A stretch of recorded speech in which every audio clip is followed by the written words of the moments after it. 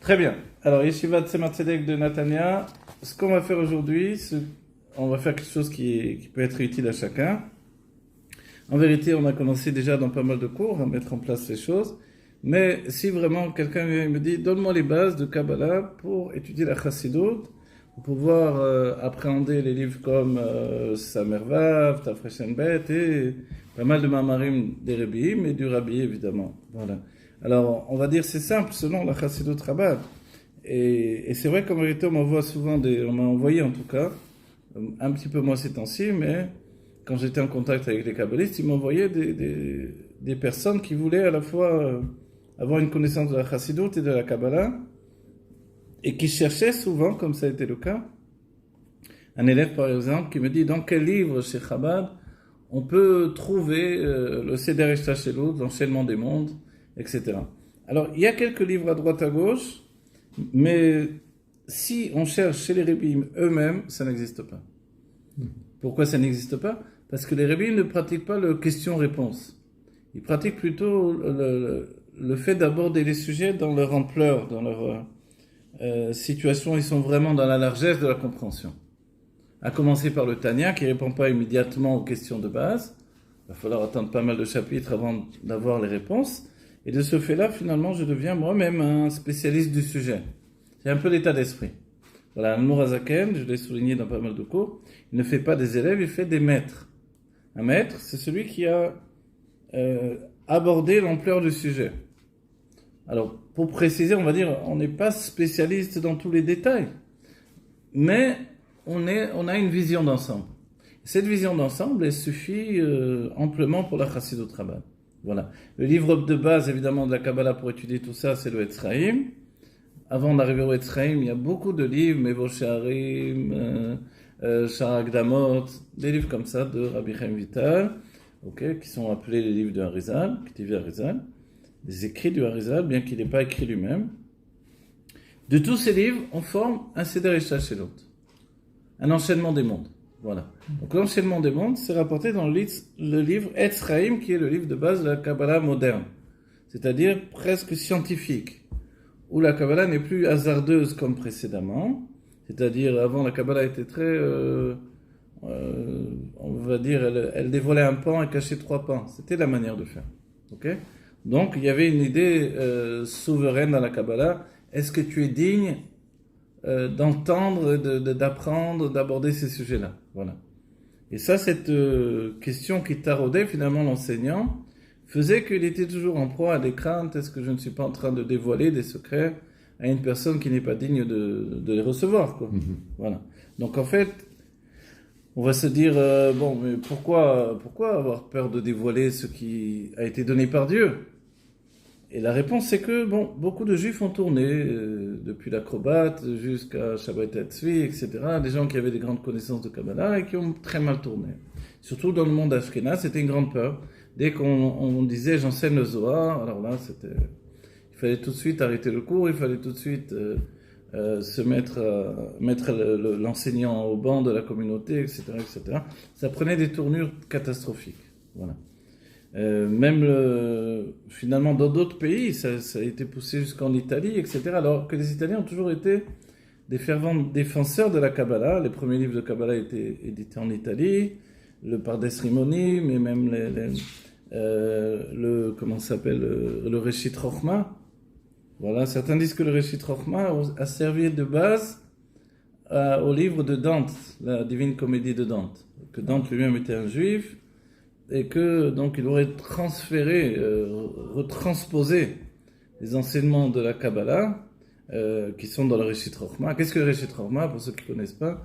Le rabbi nous a dit qu'avant le mariage, il faut étudier, faut faire un choix dans les livres que l'on doit étudier, si on peut en étudier tout. Mais c'est soit Chovat Alevavot, soit Reshit Chochma, pour se préparer au mariage. Voilà. Pour ma part, j'ai étudié Reshit Chochma. Mais c'est vrai que ça demande un bagage, puisque c'est le langage du Zohar, et si c'est du Moussar, c'est du Moussar selon la Kabbalah et le Zohar, d'un niveau extrêmement élevé. Voilà, par rapport à tout ça, on va commencer. La dernière fois, on a dit la première base de tout selon la Chassidut Rabbah. Il y a quelques livres, effectivement. Les Rebbeim ne pratiquent pas l'explication l'explication de la Kabbalah ordonnée. Mais il faut savoir qu'il y a déjà des livres importants, comme Pardes Rimonim du Ramak, où lui il fait déjà un CDR dans les mondes. Les mondes et puis le langage même de la Kabbalah, il vient expliquer chaque sphira, qu'est-ce que c'est qu'Ether, Chorma, Bina, etc., etc. Et ensuite, il y a le Hari qui va faire une sorte de synthèse de toute la Kabbalah et la présenter dans le détail du détail du détail, vraiment jusqu'au bout. Et là, on a affaire presque à une Kabbalah scientifique, en fait. Donc, il n'y a plus de safek. La Chassidut Chabad, elle vient continuer ce travail-là. Et l'Admor HaZaken nous a dit que lui, il ne vient que pour expliquer la Kabbalah du Hari et de ses élèves, mais en les sortant de leur codification, on va dire,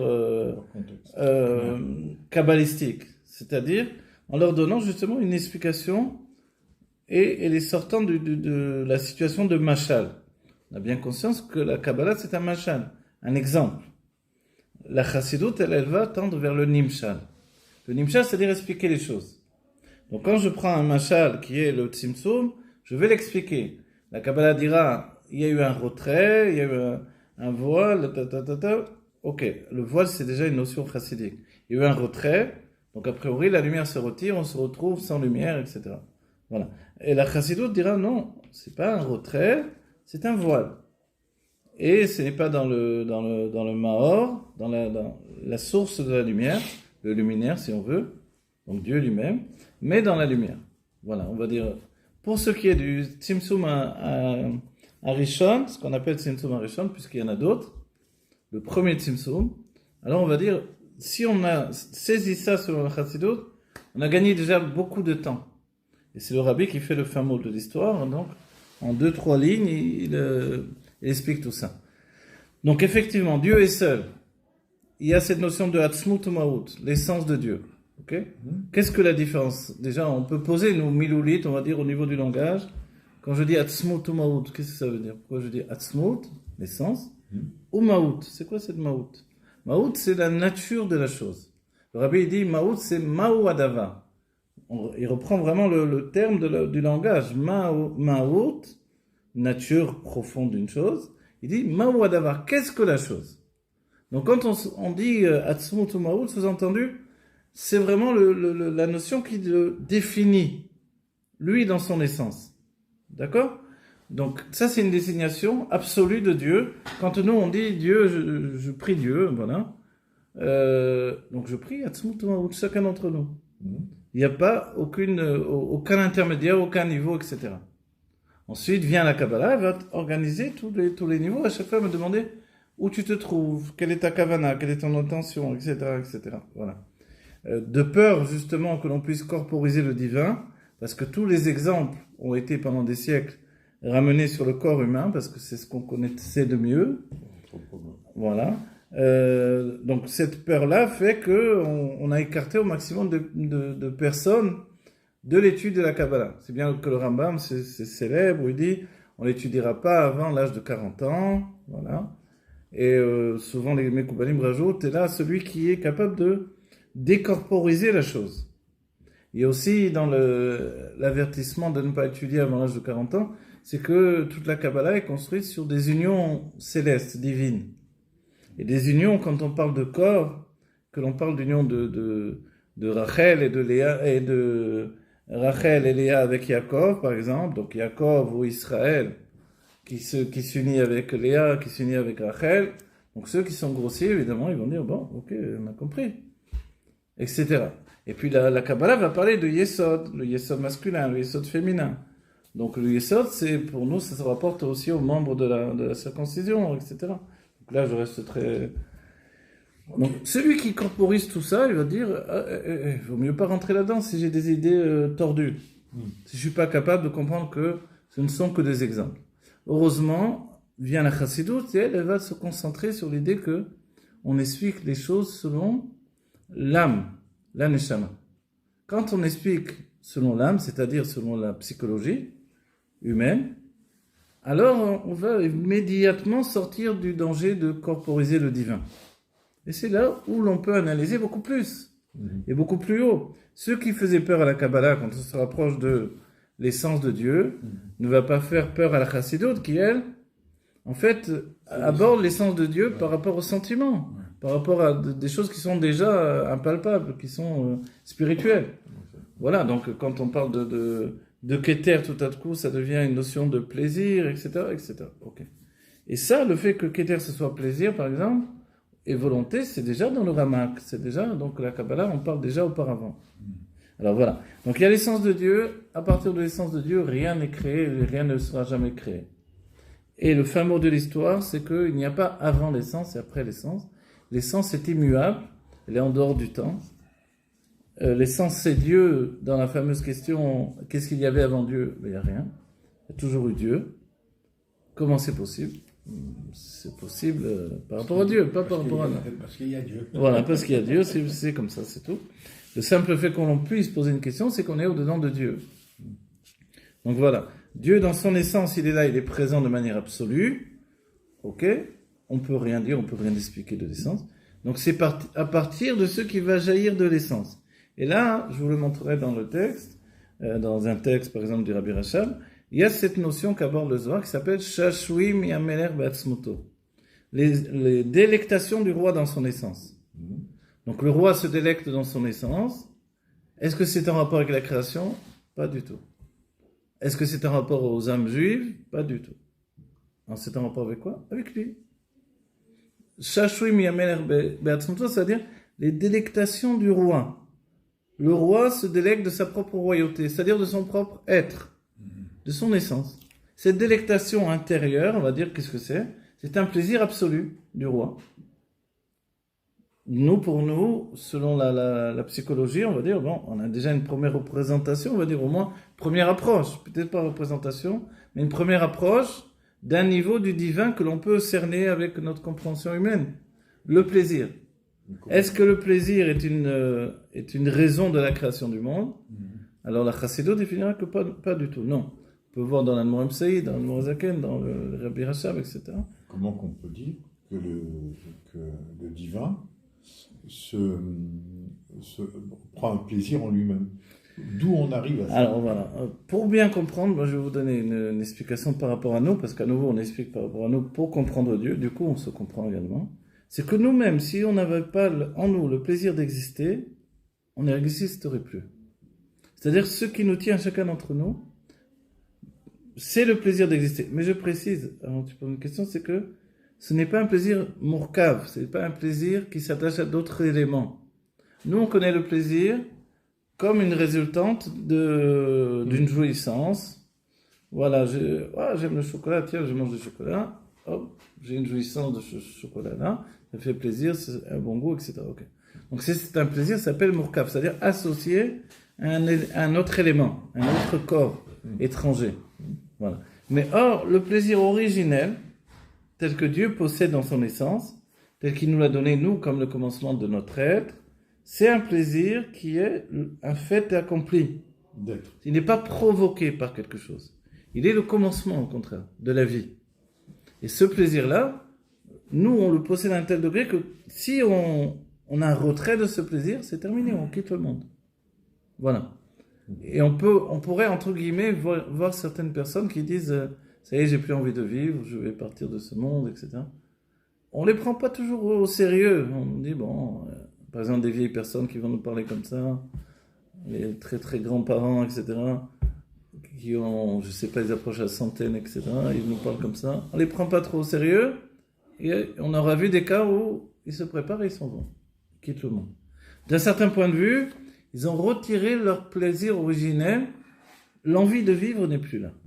Donc nous, si on prend cet élément, on pourrait traduire notre plaisir à nous comme une envie de vivre, qui fait que c'est un état premier de l'être, la première structure. Et ça s'appelle dans le langage de la Kabbalah le Keter. Le Keter? Le Keter, c'est ça le Keter. Le Keter, c'est le plaisir de vivre. J'ai dit envie, mais c'est plus le plaisir de vivre qui va entraîner un désir de vivre, qui va donner une volonté de vivre. Ensuite, la volonté en elle-même, elle va avoir un microcosme qui s'appelle, dans le langage du Zohar, Mochastima, c'est-à-dire la volonté de sagesse. Ah, c'est la volonté. Voilà, la volonté d'intelligence en fait. Ouais. La source de l'intelligence qui se trouve dans la volonté. Et c'est caché. Voilà, c'est caché. Elle est stima, elle est comme fermée, enfermée. Et ça, c'est d'un certain moyen de faire que Dieu a utilisé en nous, d'une certaine manière, peut-être on peut dire comme ça. C'est le moyen justement d'aller vers la correspondance avec l'être humain intérieur que nous on connaît. Parce que là, quand on parle de précédemment le plaisir, etc., le keter, on est en dehors de l'être humain que nous connaissons. Vous voyez? C'est-à-dire que les notions de chesed et gvura, qui sont la base de notre expression, la générosité et la rigueur, dans ces deux mouvements de vie, dans le keter, le chesed devient le plaisir, et la gvura, la rigueur, elle devient la volonté. Ça s'appelle les sentiments au-dessus de l'intellect. Ces sentiments au-dessus de l'intellect, c'est du keter. D'accord? Donc on va dire, est-ce qu'on les retrouve dans Dieu quand il était tout seul? C'est évident que non, on ne peut pas retrouver même ces niveaux-là. Mais on observe qu'il se passe quelque chose qui va être la graine de la vie de tous les mondes divins qui vont être créés pour aboutir à ce monde-ci. Et l'Anmoram Saïd donne une image assez simple mais importante. Il nous dit de la délectation du roi dans son essence. Il va avoir comme des bribes qui s'échappent. Le Rabbi Rachab qui découle de... Voilà. Et là, il donne un langage. Il dit Tson, c'est la chaîne Yetzia. Et en fait, c'est comme une brebis qui s'est échappée en hébreu on dit, de l'enclos, en fait. Voilà. De l'enclos. De l'enclos. Il s'est échappé de l'enclos. C'est-à-dire que du plaisir infini de Dieu dans son essence, il y a comme une bribe échappée. Ce qui est spécial dans cette explication, c'est que du moment que tu dis échapper, c'est que tu entends autre chose que Dieu. Oui. Mais en fait, quelque chose se passe en lui, de laisser échapper en lui-même, comme une deuxième situation où il y a une bribe échappée de lui-même, une bribe de plaisir, comme un éclat de plaisir trop puissant qui s'est échappé. Évidemment, ce sont des images pour permettre de construire ce qui va venir ensuite. Et là, je dis bien, ces images nous permettent de construire. Autrement, si on reste dans la définition de il y a l'essence et rien ne sort de l'essence, tout est l'essence, on peut rien expliquer. C'est tout alors. Donc finalement, avoir osé dire qu'il y a une bribe de plaisir qui s'échappe de lui, une fois que je reprends les enseignements du Zohar qui me dit qu'il y a des shashouimi à Meler Beatzmoto, donc les délectations du roi dans son essence, c'est extraordinaire, c'est osé dire cette notion-là, comme tu as dit. C'est quoi cette idée-là? C'est-à-dire, pour nous, dans le transfert de la royauté divine chez un être humain, comme David Améler, on a vu que David était roi avant qu'il soit connu comme roi.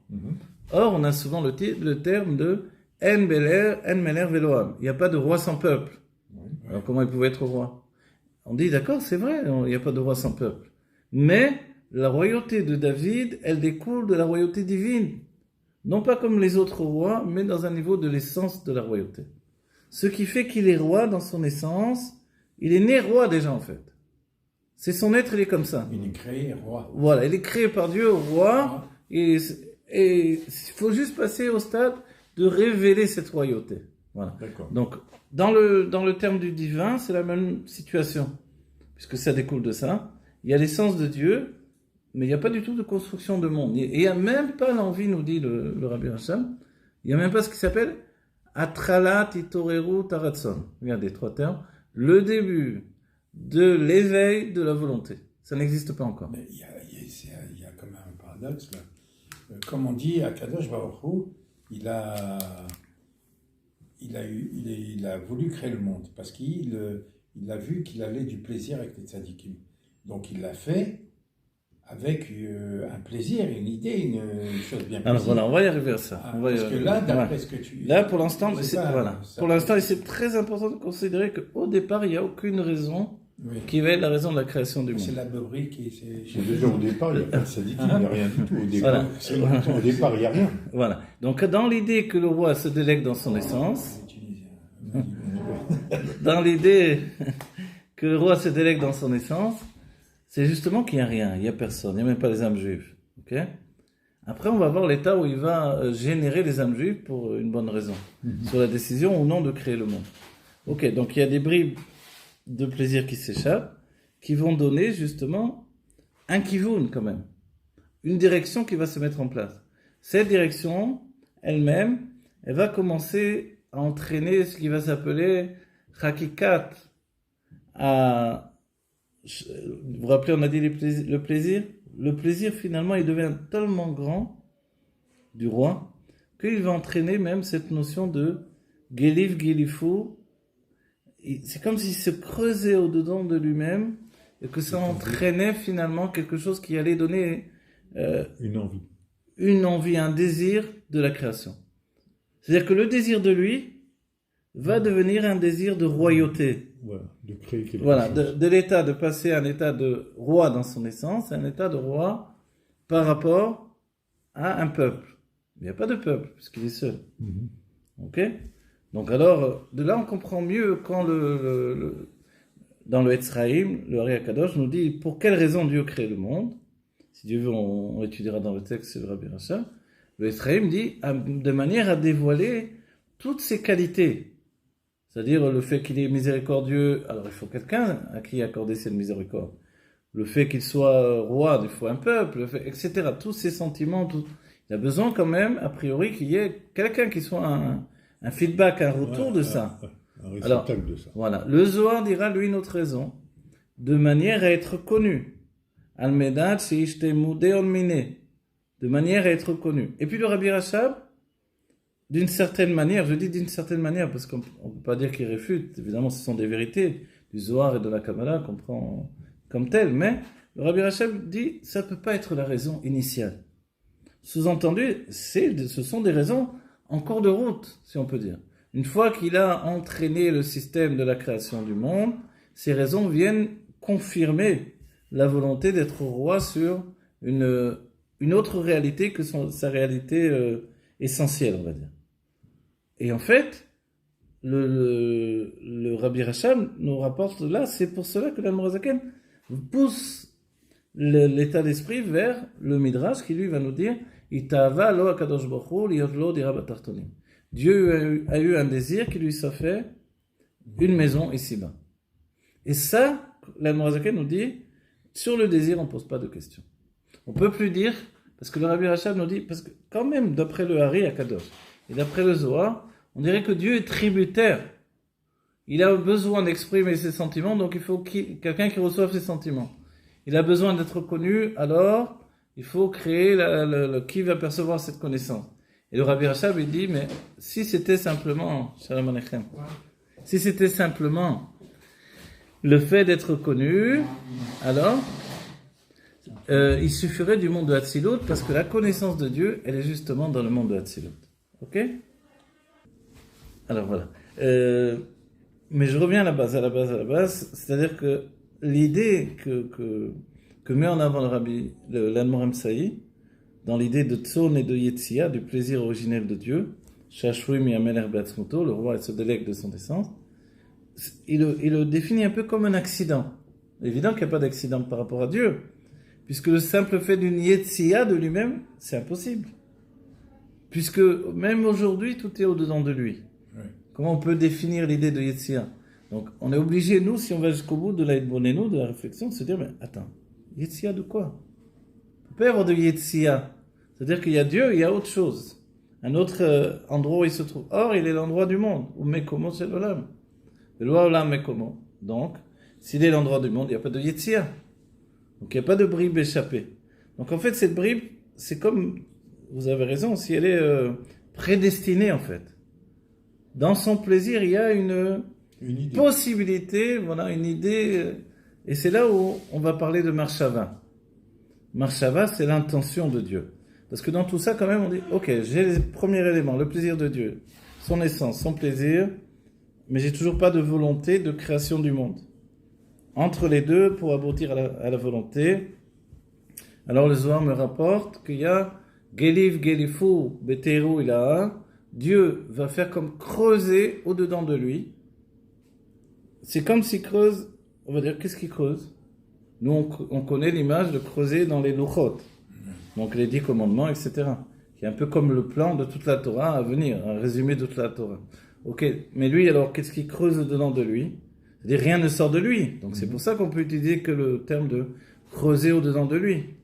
il est en train de jeter la destinée des mondes, c'est-à-dire tous les points de perspective de toutes les possibilités à venir sont en train de se creuser au-dedans de lui. C'est-à-dire, déjà, on peut dire, alors il y a peut-être l'idée maintenant de En Meler Beloam. Il n'y a pas de roi sans peuple. Donc il est en train de mettre en place la possibilité qu'il y ait un peuple. Mais c'est quoi ce peuple quand rien n'existe? Et c'est là où maintenant, on va se diriger. Alors, est-ce qu'on a déjà une volonté? C'est une marshava, là. Déjà. Alors déjà, on peut parler de marshava avant la volonté. On va dire, attends. Et c'est là où c'est formidable. Marshava, ça veut dire une pensée. Comment il peut y avoir une pensée à l'endroit où on n'est que dans le keter, c'est-à-dire dans l'inconscient? Dès l'instant où il commence à creuser en lui.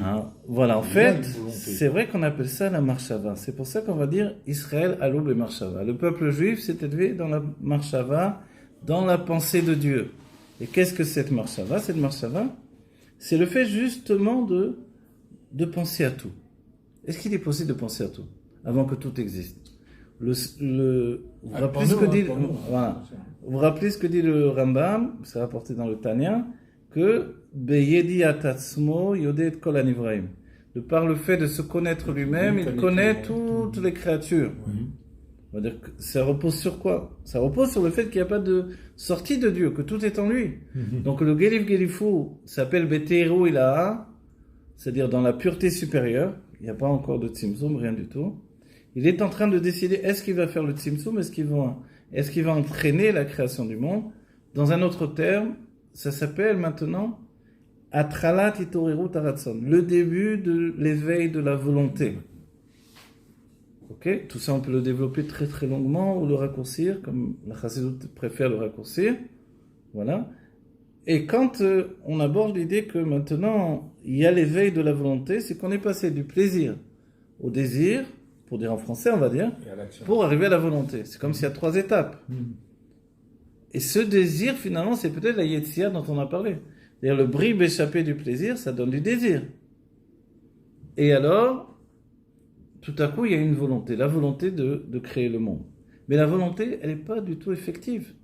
Parce que dès qu'elle est effective, pour Dieu, ça devient la notion que l'on dit tous les jours dans la prière, Baruch She'amar Vaya Olam. Parce que pour Dieu, la parole, elle n'est pas comme nous, il n'a pas de rôle. Voilà. Dès qu'il a décidé, ça devient le monde. Le monde est déjà dans un état d'existence. Et c'est intéressant parce qu'on est parachat Yitro, il y a un maman du rabbi qui s'appelle Moshe Al-Alamarom, et quand Moshe est monté dans les mondes divins, en fait, il se confronte à cette situation des anges qui, de nouveau, viennent s'opposer au fait de donner la Torah au peuple juif. Et leur objection, elle est basée sur l'idée de Knu Otra à la Shamaim. C'est un Teilim, une phrase de Teilim. Donne ton éclat de lumière, ta majesté, je ne sais pas comment dire en français,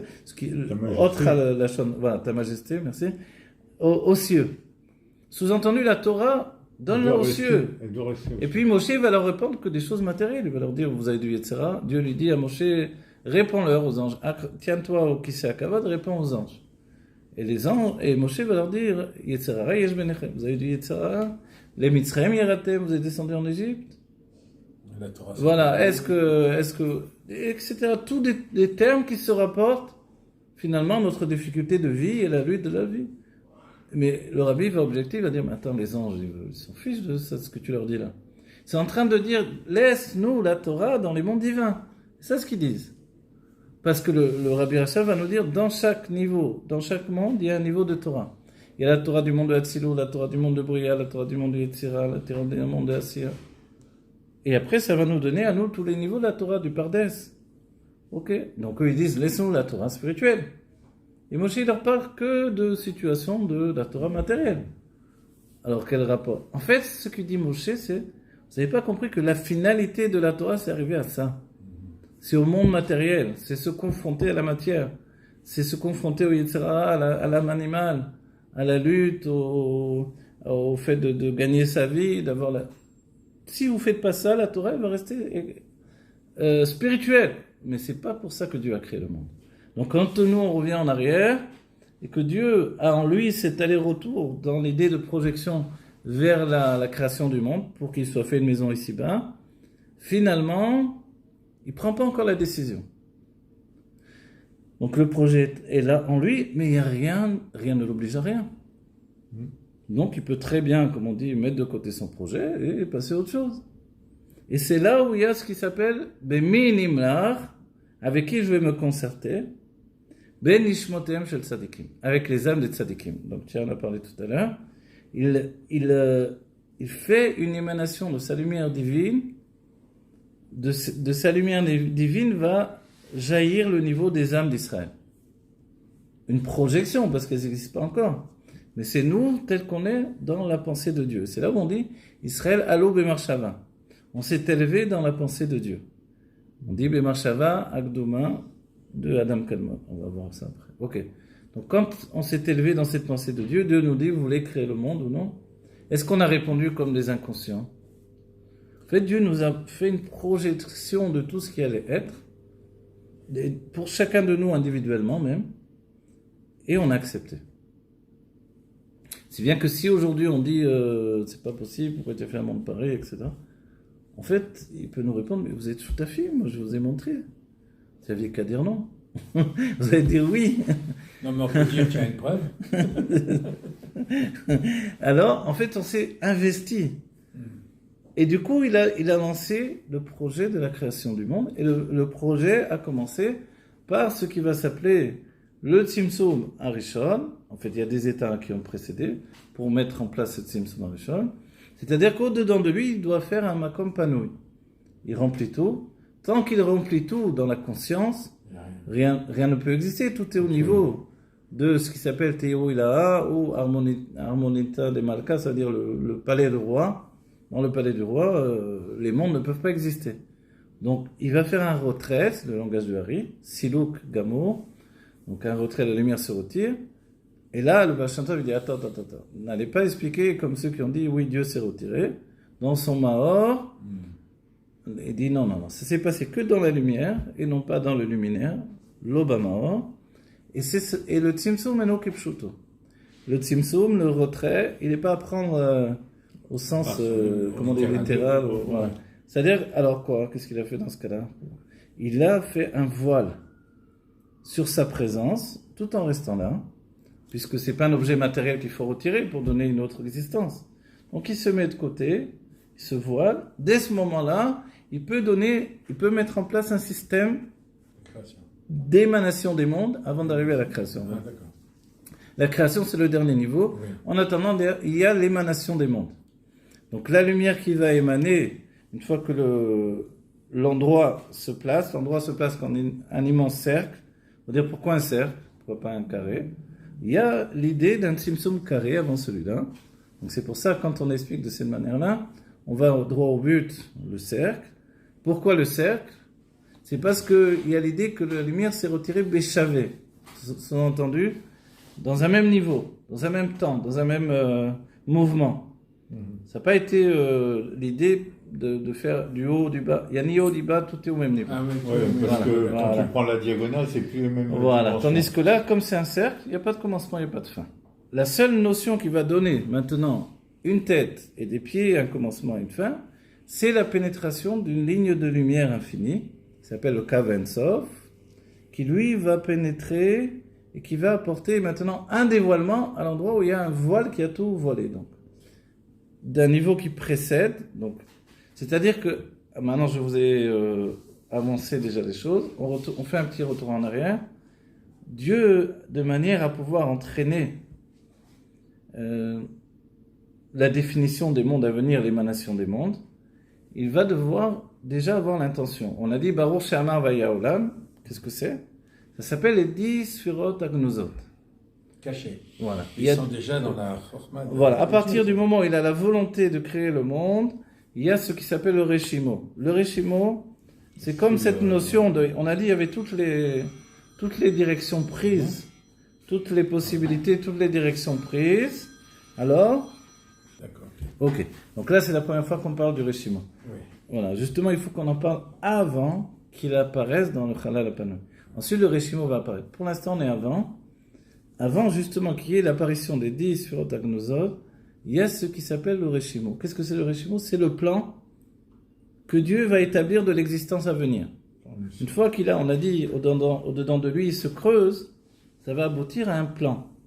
Ce plan, cette trace, puisque le terme veut dire la trace, alors, puisqu'on a creusé, ça laissait une trace.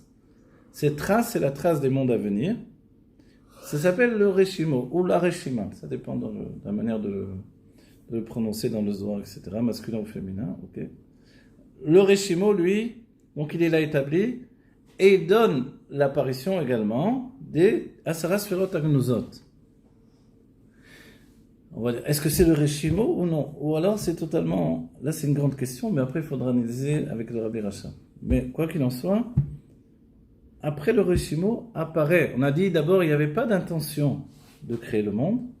Il y a eu un début de l'intention de créer le monde, alors je dis en hébreu, Atralat Itoreru Taratzon, et après il y a eu Aliyat Taratzon, l'élévation de la volonté. L'élévation de la volonté, c'est déjà, donc, Baruch Shama Ve'olam, c'est-à-dire que Dieu a dit et le monde a été, c'est déjà l'établissement du système qui va être repris dans tous les mondes. Qu'est-ce que c'est? Les 10 Sphirot. Les 10 Sphirot, c'est le principe que Dieu, vous pouvez l'étudier dans le Sefer Yetzirah, vous verrez le même enseignement, le principe que Dieu met en place pour apporter la structure des mondes. Les mondes vont répéter ces 10 Sphirot jusqu'à aboutir aux 10 forces de l'âme dans le Yehudi. Voilà. Et nous sommes les gardiens des 10 Sphirot, en fait. Le peuple juif, c'est ça. Le gardien des 10 Sphirot par le biais des 10 forces de l'âme. Donc, en fait, ce système de création des 10 Sphirot, une fois qu'il est établi, il est d'abord établi dans la simplicité qui précède la création. Et même l'émanation. Donc, on est dans la source d'émanation, quoi. Le palais du roi, si on peut dire. Ok? Ça s'appelle Teirou Ilaha, la pureté supérieure. Ok. Donc en fait, dans cette simplicité, s'il y a 10 Sphirot, ces 10 Sphirot sont appelés Asara Sphirot Blima. On a vu le terme dans le Rabbi Racha. Les 10 Sphirot Blima, ça veut dire Blimaout, sans structure en fait, sans définition d'existence. Et le Rabbi, voilà, oui. Vide. Vide. Blima, c'est vide. Voilà, Blima, c'est que Son consistance. elle n'existe Sans pas. consistance. C'est 10 sphérotes qui n'existent pas. Vous pouvez très bien traduire comme ça, et c'est juste. Si elles n'existent pas, à quoi elles servent? Elles vont être le principe d'apparition des autres sphérotes. Mais là où le Rabbi nous surprend, comme d'habitude, le Rabbi nous dit en fait, ces 10 sphérotes, on a traduit qui n'existent pas, puisqu'ils sont blimaout, à gnozot. Vous vous rappelez une gniza, qu'est-ce que c'est? On met sous la terre quelque chose, sauf que là on met en haut. C'est-à-dire, dans la divinité, sont cachés des sphérotes, qui n'apparaissent pas forcément, puisqu'ils sont cachés, sont gnozot. Okay. Mais d'elles vont jaillir tous les bribes de l'existence que l'on connaît. D'accord? Et le Rabbi nous dit, mais comment elles peuvent exister, puisque c'est la pshitout de la simplicité absolue. Et le Rabbi nous dit une chose incroyable, c'est que ce sont les 10 sphérotes du monde de Hatzilut qui vont se refléter dans la simplicité qui est en haut, qui vont faire l'apparition des 10 sphérotes à Gnuzot. Mais comment c'est possible? Alors voilà, le Rabbi nous dit comment c'est possible, puisque les 10 sphérotes de Hatzilut Ils sont plus bas. n'existent pas encore. Non. Ah oui, Alors le Rabbi nous dit, pour l'instant c'est fait minéoubé, de lui en lui. On a vu dans le Tanya, le sujet des bar comme ça, c'est-à-dire comme l'escargot ou la tortue qui portent leur propre maison sur leur dos. Mais d'où elle vient? Elle vient de leur propre corps.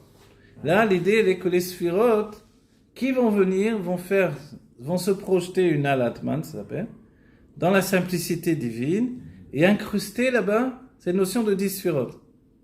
Alors que là-bas c'est la simplicité absolue, donc il ne peut pas y avoir 10 sphérotes. Oui, parce que dans Chorma, dans Hatzilut, c'est ça? Voilà, dans Hatzilut, il va y avoir les sphérotes. Il n'y a que l'émanation de Dieu dedans. Voilà, il n'y a rien d'autre. Voilà. Et pour nous, justement, les sphérotes sans précision, c'est Hatzilut. Toujours.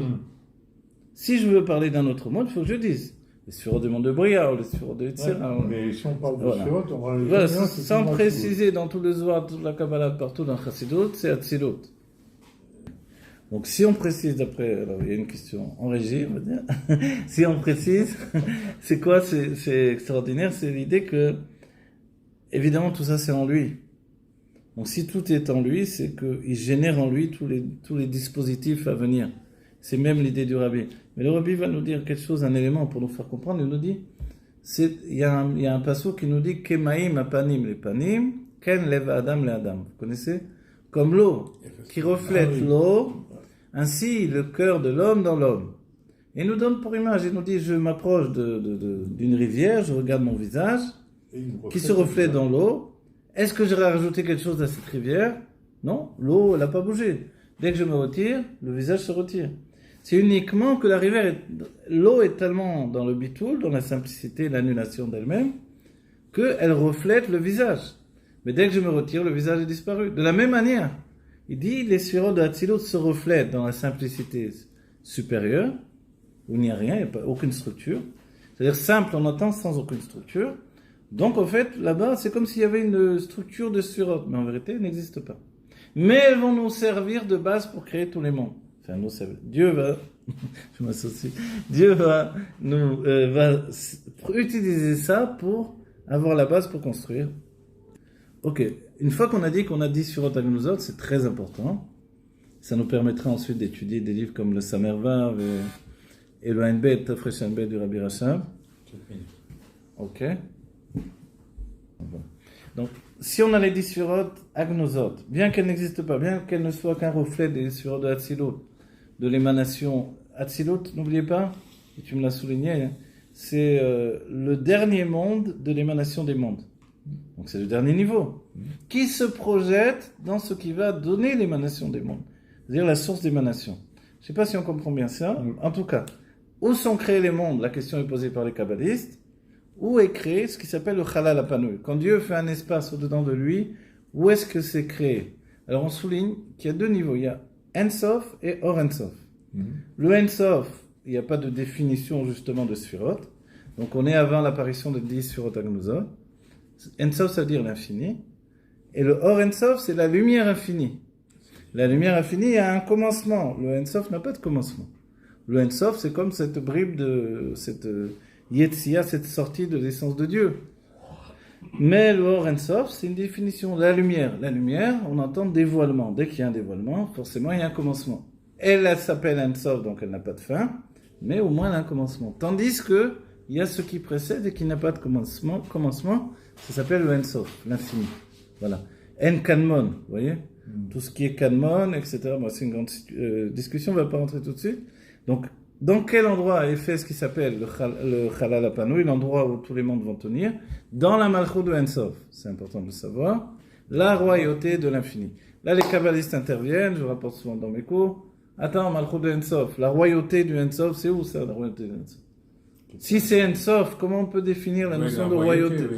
Alors ils disent, on ne sait pas, mais Dieu il sait. C'est une question un peu bancale des kabbalistes, j'avoue.